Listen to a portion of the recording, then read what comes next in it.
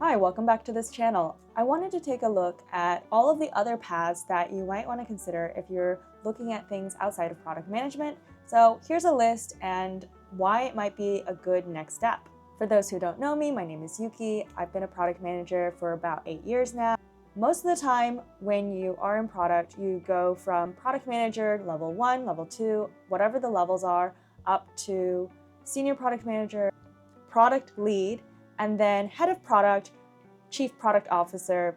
That's the general career path.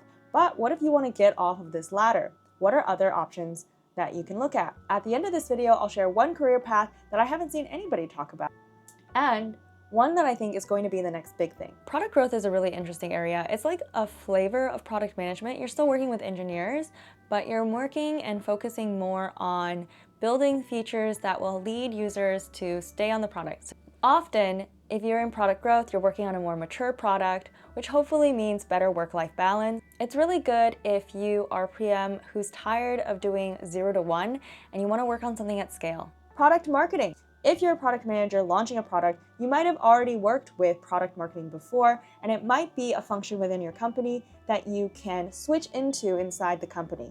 Also similar to product marketing would be an evangelist. AI evangelist is one I've seen coming up a lot more. Also because of the spread of AI, it's a bit more on the sales side. You go to conferences, you try to get more people aware of the AI products that your company sells. This is similar to being a developer evangelist or working in developer relations, which is similar to product marketing, except you're focused on a more specific user persona. Product designer. Product designer is something that you might want to switch into if you are already interested in design. You still get to work with engineering, you still get to work with other product managers, but you focus a bit more on design. Product operations. This is really similar to product management, but you're focusing more on how to make the product managers in your organization more efficient and effective at working with each other. Chief of staff is an interesting one that I haven't really heard people talk about, but that's something that I saw happen within my last company. I knew a product manager who talked to our CPO, who gave him more chief of staff tasks that he did. And that's a good way to see what your execs are doing on a day-to-day, and that can really help you build up the skills for another executive role. Entrepreneur. A lot of product managers I know also started and built their own product on the side of whatever their day job was, and then after they chose to leave the company or got laid off, then they pulled themselves full-time into building their own product. So entrepreneur, founder is another good one to look into, especially if you have your own idea. Why not try it and see if you can build it out to something. For entrepreneurship, you don't always have to have your own business idea that you want to build on. The other path for entrepreneurship is called acquisition entrepreneurship. Carly Fang recently put out a video about buying a business, which I recommend. I thought it was really interesting and showed me another path that she came from, and she was also previously a product manager, now going more into the entrepreneurship route. Investor, possibly in venture capital.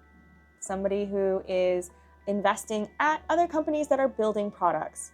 There's different paths into this, like taking a VC fellowship, or if you're willing to learn that finance background, this might be an interesting role for you. All right, something I haven't really seen people talk about is general manager. So general manager, you usually hear of this. If I was looking this up on Indeed, I would find a lot of general manager roles for restaurants, hotel, hospitality.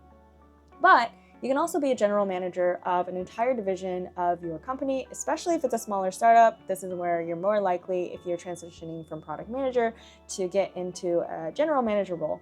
Now, something I haven't really seen people talk about is being a general manager in a company that is expanding into multiple locations.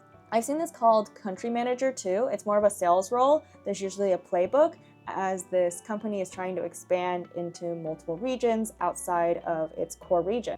When you're the country manager of, say, Germany, you might be the only person out in Germany selling the services your company offers.